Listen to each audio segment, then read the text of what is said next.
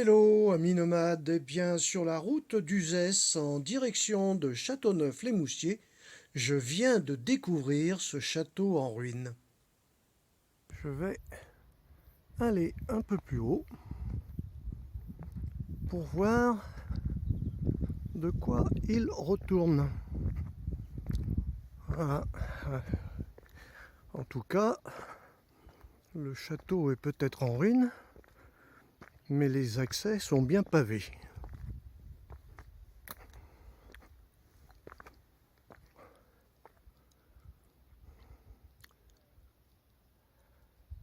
C'est pas mal du tout. Alors, allons-y pour une petite promenade à l'intérieur.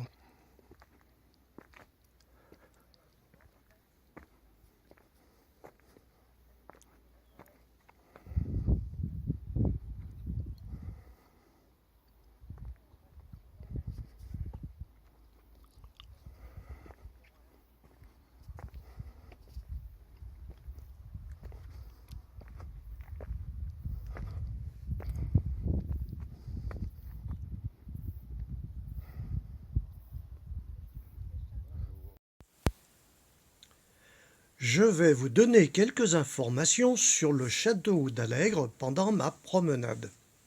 La première mention du château d'Allègre apparaît dans un acte daté d'août 1163.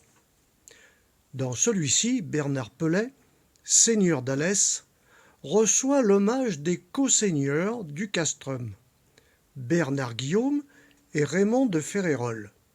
Guillaume et Guy d'Allègre sont témoins de ce serment de fidélité. C'est probablement sous l'impulsion des seigneurs d'Alès, famille citée dès 1071, qu'est lancée à la fin du XIe siècle la construction du castrum, chapelle, tour nord et nord-ouest, bâtiment central de l'ensemble palatial. Au siècle suivant, le castrum s'agrandit, ensemble palatial, tour, salle nord et sud, tour nord-est et maison noble. À la fin du XIIIe siècle, Guillaume de Randon, seigneur dominant du castrum, agrandit de nouveau l'ensemble palatial. En 1313, il reçoit l'hommage des 8 co-seigneurs de la place: Jossin de Navre, Pierre Jourdan, Pierre Guilhem, Bernard Raymond de Guilefred, Guérin et Raymond d'Allègre, Raymond de Cadouane et Bernard d'Elpuech. L'année suivante, il engage une grande partie de ses terres cévenoles en faveur de Raymond Guillaume de Bulos. Cette famille gardera Allègre jusqu'à la fin du XVIIe siècle. Au commencement de la guerre de Cent Ans, le sénéchal de Beaucaire ordonne la fortification des châteaux de la région.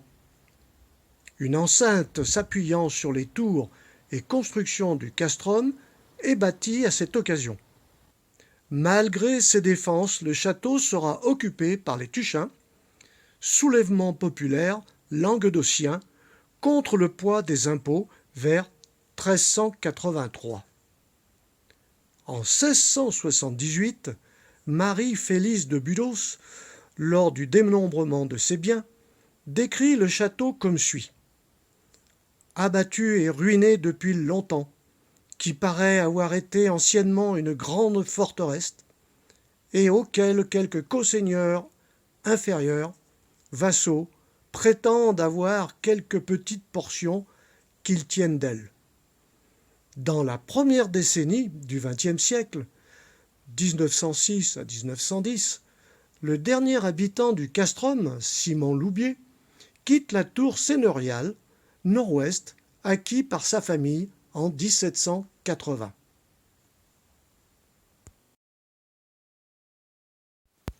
Le château d'Allègre se représente 10 siècles d'histoire. La société médiévale, très avancée en Languedoc, donnait les mêmes droits aux filles et aux garçons, ce qui explique l'évolution du castrum en seigneurie, et si le fait n'est pas rare dans la région, il prend à Allègre une dimension particulière, car on y dénombre pas moins de 12 maisons seigneuriales, faisant du lieu un véritable village des chevaliers. Dominant la moyenne vallée de la Cèze, le castrum d'Allègre émerge de la garrigue. On y découvre des tours et des maisons seigneuriales, un double rempart, une chapelle et un village.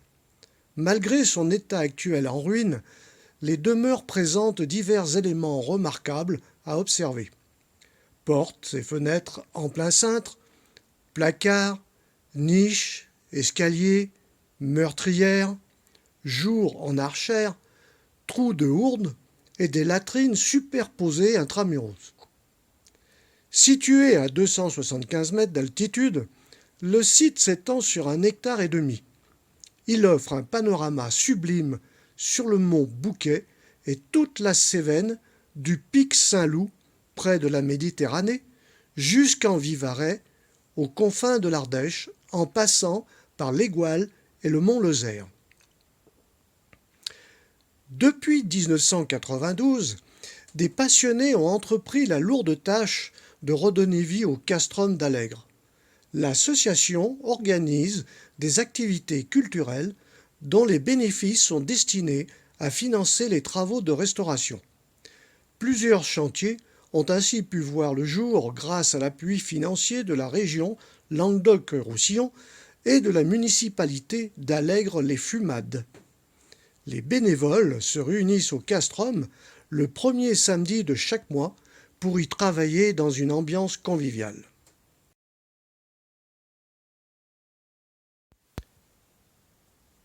Chaque année, l'association du château d'Allègre organise une fête médiévale où les bénévoles font revivre l'ambiance du Moyen Âge. Des comédiens professionnels et amateurs font revivre, le temps d'une après-midi, seigneurs, damoiseaux, gentes-dames, religieux et paysans dans les différentes demeures du domaine. Puis, à la Belle Étoile, un banquet et un concert clôturent la journée. Cette fête conviviale et chaleureuse est organisée en association avec les bénévoles des châteaux de la région. Cette fête costumée se déroule en été, traditionnellement le 3e samedi du mois de juillet.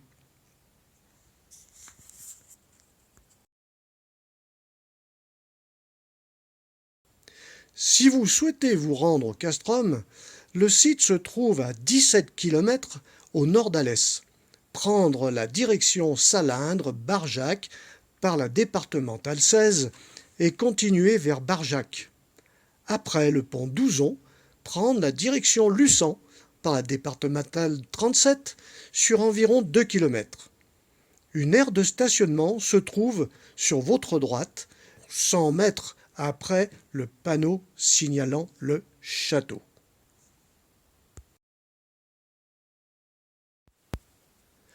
J'espère que ce petit reportage sur le château d'Allègre vous aura plu et je vais reprendre ma route dès maintenant pour rejoindre Châteauneuf-les-Moustiers qui sera une prochaine étape dans mon reportage.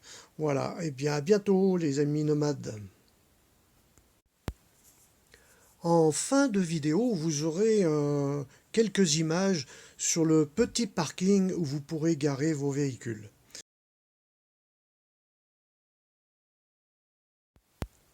Lorsque vous arriverez au pied du château, le parking se trouve dans un virage.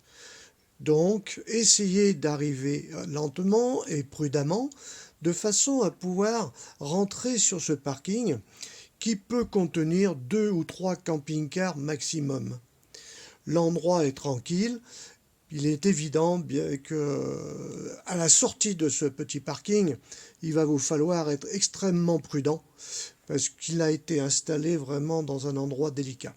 Voilà, et bien écoutez, je vous souhaite une bonne visite au château et une bonne route.